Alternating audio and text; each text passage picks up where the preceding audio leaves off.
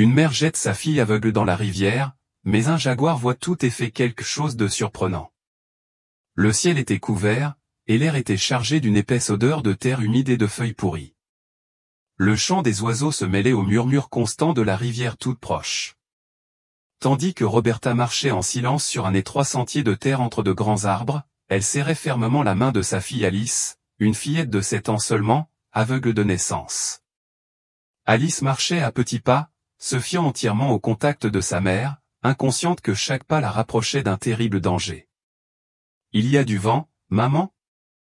On s'approche de la rivière, non ? » demanda la fille d'une voix douce, presque chuchotée. « Oui, mon amour, on y est presque, » répondit Roberta en forçant un sourire qu'Alice ne put voir. Le sentier s'achevait sur un petit plateau de terre battue, dont la berge descendait doucement jusqu'à la rive. Le courant était calme mais profond, l'eau sombre reflétant les branches tortueuses des arbres environnants. Roberta s'arrêta et regarda autour d'elle. Il n'y avait personne, juste le bruit de l'eau, le vent et ses pensées. Elle s'agenouilla devant Alice et la serra dans ses bras. La jeune fille, incompréhensible, la serra à son tour. Le cœur de Roberta battait si fort qu'elle avait l'impression qu'il allait exploser. Son souffle était court, ses mains tremblaient. Elle repensa à tout ce qu'elle avait fait ces derniers mois, les conversations avec le courtier, les faux documents, la signature de son ex-mari sur l'assurance vie de leur fille. C'était un plan froid et net. Et le moment était venu. « M'aimes-tu, mère ?» demanda soudain Alice, comme si elle sentait quelque chose d'étrange dans l'air. Roberta ne répondit pas, elle l'attrapa simplement par les épaules et, d'un seul mouvement, poussa la fillette en avant. Le corps d'Alice s'effondra, et le bruit de son impact avec l'eau fut étouffé. Un bref cri résonna à travers les arbres. Roberta resta là, fixant l'endroit où sa fille avait disparu. Ses lèvres tremblaient. Une partie d'elle-même voulait courir jusqu'au bord et arracher la fillette, mais l'autre, celle qui contrôlait la situation, se retourna et repartit sur le sentier. Elle ignorait cependant qu'elle était observée. Dans l'ombre de la végétation dense, des yeux dorés attentifs suivaient chacun de ses mouvements. Un corps imposant, aux muscles puissants et aux mouvements silencieux, se cachait entre les branches, un jaguar.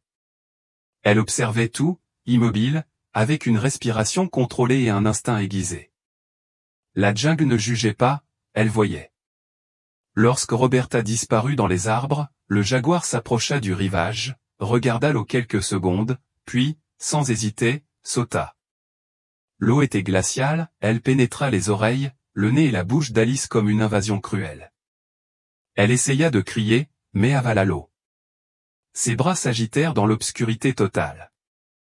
Alice ne savait ni où était le ciel, ni où était le fond, ni dans quelle direction nager. Elle ne pouvait pas nager, le poids de ses vêtements mouillés tirait son corps vers le bas. Tout ce qu'elle pouvait faire, c'était tendre les mains, essayant d'attraper quelque chose qui n'était pas là. Son cœur battait si fort qu'elle avait l'impression qu'il allait lui exploser la poitrine. Le bruit étouffé du courant était le seul son qui subsistait. À un moment donné, elle sentit ses pieds toucher quelque chose de solide, peut-être le fond, et elle essaya d'avancer, mais elle n'avait aucune direction. C'était comme si elle était prisonnière d'un cauchemar sans fin. Puis quelque chose la tira. D'abord une légère traction, puis une pression ferme sur le dos de sa chemise. Alice sentit son corps être tiré. Au début, il crut que c'était une brindille ou un morceau de bois. Puis il réalisa que ce n'était pas ça. C'était vivant. Ça respirait. Ça se déplaçait avec force et précision. Elle essaya de crier, mais elle cracha quand même de l'eau. Elle sentit le contact de quelque chose de rugueux, de chaud et d'étrange, des dents, mais elles ne lui firent pas mal. C'était une morsure prudente. Le temps sembla se déformer. Alice sentit son corps être emporté vers le rivage. Ses mains touchèrent la boue, les feuilles mouillées, les racines. Sa respiration reprit lentement, sanglotant et toussant bruyamment. Allongée sur le côté, ne comprenant toujours pas ce qui s'était passé, elle sentit un souffle chaud près de son visage. Elle tourna lentement la tête et toucha ce qui semblait être un grand museau humide. Lorsqu'elle atteignit la fourrure de l'animal, elle sourit de soulagement. « Tu m'as sauvé, murmura-t-il, haletant. C'est un chien, non? Un gros chien, peut-être un berger allemand. » L'animal resta immobile. Il respirait lentement, observant les moindres mouvements de la jeune fille.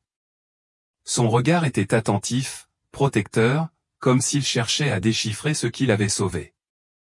Alice, fatiguée et tremblante de froid, rampa un peu et s'appuya contre le corps chaud de l'animal. Il ne bougea pas.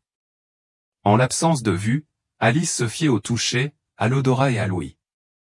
L'odeur était forte, sauvage. La fourrure était courte, dense, légèrement rêche, le corps était immense, plus grand que celui de tous les chiens qu'elle avait jamais touchés. Mais elle était trop épuisée pour le remettre en question. Là, sur le sol froid et boueux, elle trouva quelque chose d'inattendu, la sécurité. La respiration lente de l'animal à côté d'elle la calma. Sa poitrine se soulevait et s'abaissait comme un métronome, et Alice suivit instinctivement le rythme jusqu'à s'endormir. Toute la nuit, le jaguar resta à ses côtés. Elle écouta les bruits de la forêt, les craquements, le chant des insectes. La jungle était vivante, et elle aussi. Mais contrairement aux autres animaux, le jaguar n'avait pas faim, il était curieux.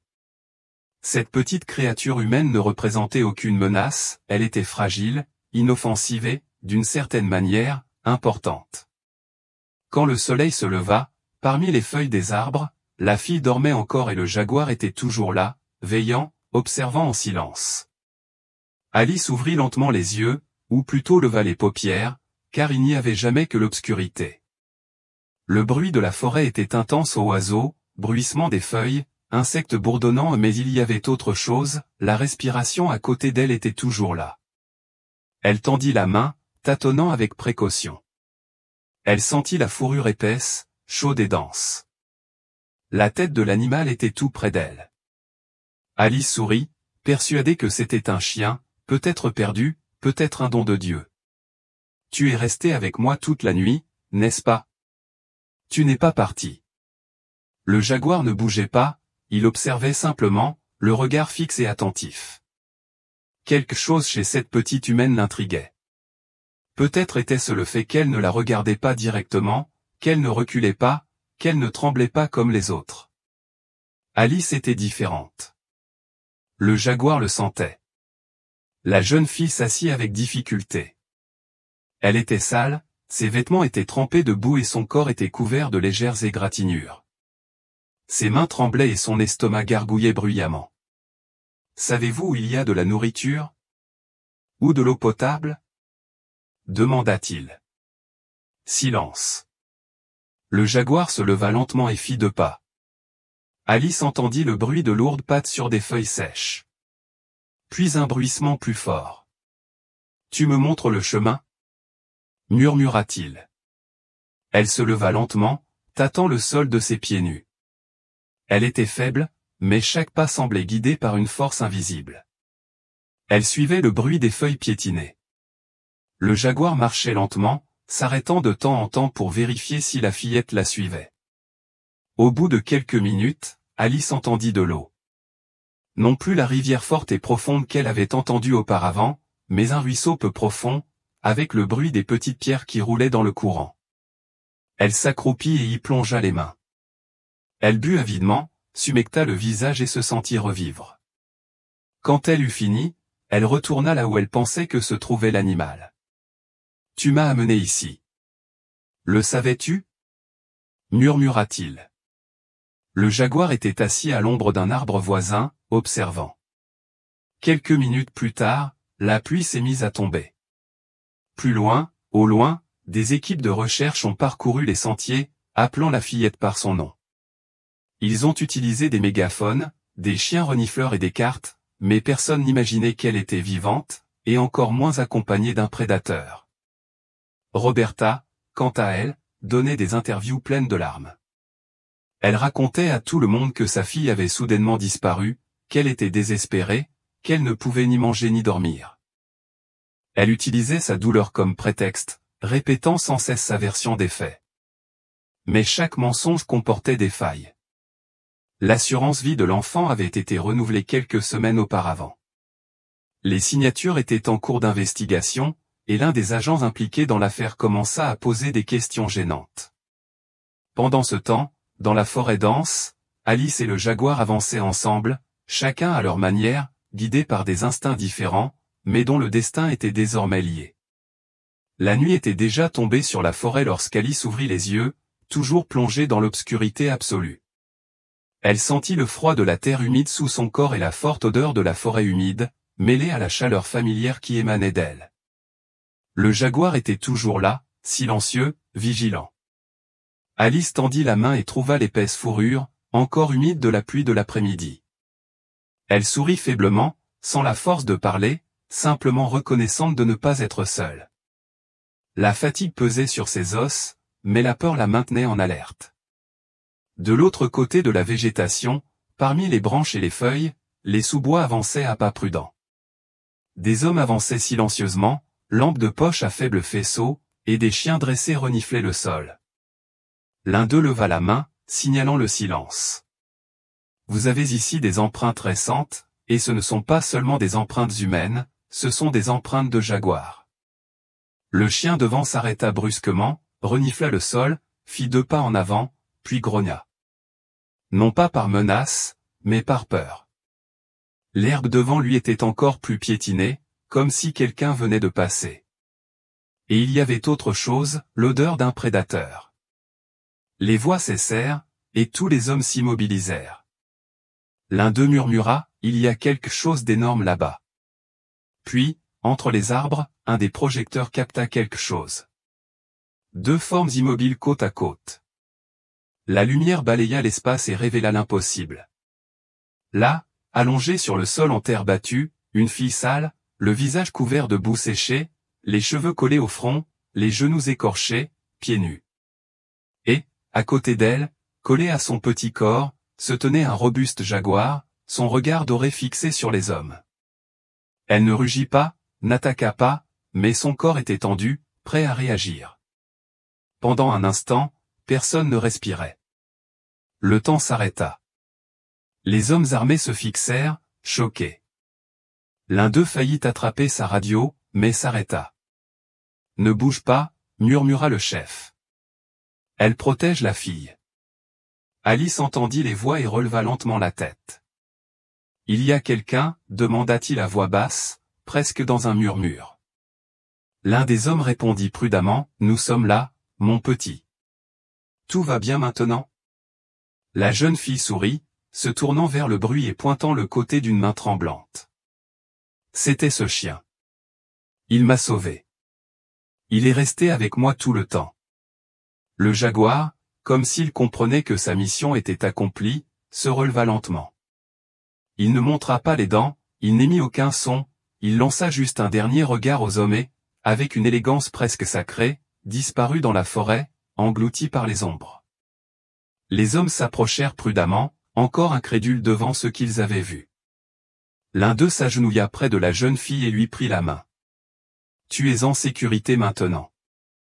Nous allons te ramener chez toi. » Mais aucun d'eux ne voulut parler ouvertement de cette nuit, car ils savaient tous qu'ils avaient été témoins d'un événement impossible à expliquer, défiant l'instinct, la logique et la raison, et que la forêt elle-même avait peut-être décidé qui méritait la vie. La sirène de l'ambulance résonna sur la route étroite tandis que le véhicule se dirigeait vers l'hôpital le plus proche. Alice était allongée sur le brancard, recouverte d'une couverture thermique. Son corps était faible, mais ses signes vitaux étaient stables. Assis à côté d'elle, l'un des ambulanciers observait la jeune fille avec curiosité et étonnement. Il avait vu beaucoup de choses au cours de sa carrière, mais rien de tel. « Tu as été très courageuse, Alice, » dit-il d'un ton doux. « Ce n'était pas moi, c'était ce chien, » répondit-elle avec un sourire timide. « Il m'a tiré hors de l'eau, a dormi à côté de moi, m'a emmené boire. Il ne me laissait pas seul. » L'homme hésita. C'était le bon moment. Peut-être méritait-elle de connaître la vérité.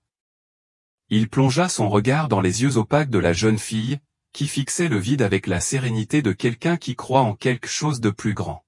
« Alice, Écoute, ce qui est resté avec toi n'était pas un chien. Elle fronça les sourcils, perplexe. Oui, c'était vrai.